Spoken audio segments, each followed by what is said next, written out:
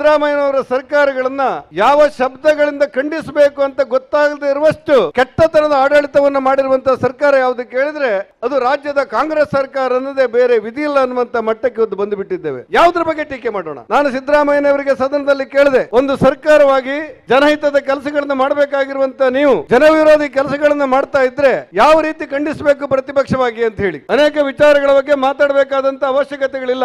ಒಂದು ಸರ್ಕಾರ ಜನರ ಪರವಾಗಿ ಕೆಲಸ ಮಾಡುವುದನ್ನ ಬಿಟ್ಟು ಒಂದು ರೀತಿಯ ಅಜಾಗರೂಕತೆಯ ವಾತಾವರಣವನ್ನ ಸೃಷ್ಟಿ ಮಾಡಿರುವಂತ ವ್ಯವಸ್ಥೆಯ ನಡುವೆ ಇವತ್ತು ಆಡಳಿತ ಸಾಗ್ತಾ ಇದೆ. ಸಿದ್ದರಾಮಯ್ಯನವರ ಬಳಿ ಕಾಂಗ್ರೆಸ್ಸಿನವರು ಕೆಲವು ಶಾಸಕರು ಹೋಗ್ತಾರೆ, ಹೋಗಿ ಸರ್ ನಮ್ಮ ರಸ್ತೆಗಳು ನಿಂತು ಹೋಗಿ ರಸ್ತೆಗಳು ಗುಂಡಿ ಮುಚ್ತಾ ಇಲ್ಲ, ಯಾವ PW ರಸ್ತೆ ಆಗ್ತಾ ಇಲ್ಲ, ಪಂಚಾಯತ್ ರಾಜ್ ರಸ್ತೆ ಆಗ್ತಾ ಇಲ್ಲ, ಗ್ರಾಮ ಪಂಚಾಯತ್ನ ಯಾವ ರಸ್ತೆಗಳು ಕೂಡ ರಿಪೇರಿ ಆಗಿಲ್ಲ, ಕನಿಷ್ಠ ರಿಪೇರಿ ಮಾಡ್ಲಿಕ್ಕಾದ್ರೂ ನಮ್ಗೆ ಹಣ ಕೊಡಿ, ನಮ್ಮ ಕಾರ್ಯಕರ್ತರು ಜನ ನಮ್ಮನ್ನ ದೂಷಿಸ್ತಾ ಇದ್ದಾರೆ ಅಂತ ಹೇಳಿ ಹೇಳ್ತಾರೆ. ಆಗ ಸಿದ್ದರಾಮಯ್ಯನವರು ಹೇಳಿದ್ರು, ಯಾರಿಗೂ ಆತಂಕ ಬೇಡ, ಜನ ನೆಮ್ಮದಿಯಲ್ಲಿದ್ದಾರೆ, ನಾನು ಗೃಹಲಕ್ಷ್ಮಿ ಕೊಡ್ತಾ ಇದ್ದೇನೆ ಅಂತ ಹೇಳಿದ್ರು. ಹೇಳಿ 3 ತಿಂಗಳ ಒಳಗೆ ಮಂಡ್ಯ ಜಿಲ್ಲೆಯಲ್ಲಿ 10 ಗ್ರಾಮಗಳಿಂದ ಜನ ವಿಪರೀತ ಬಡ್ಡಿಗೆ ಹೆದರಿ ಬಡ್ಡಿ ಮೂಲಕ ಸಾಲ ತಗೊಂಡು, ಮೈಕ್ರೋ ಫೈನಾನ್ಸ್ ಮೂಲಕ ಸಾಲ ತಗೊಂಡು ಕರ್ನಾಟಕ ರಾಜ್ಯದ ಇತಿಹಾಸದಲ್ಲಿ ಪ್ರಥಮ ಬಾರಿಗೆ ಜನ ಗ್ರಾಮವನ್ನು ಬಿಟ್ಟು ಬೇರೆ ಊರಿಗೆ ತೆರಳುವಂತ ಗೂಳೆ ಹೋಗುವಂತ ಪರಿಸ್ಥಿತಿ ನಿರ್ಮಾಣ ಮಾಡಿದ್ದಿದ್ರೆ ಅದು ಸಿದ್ದರಾಮಯ್ಯನವರ ಸರ್ಕಾರ ಅಂತ ಅಲ್ಲ ಅಂತ ಹೇಳಿ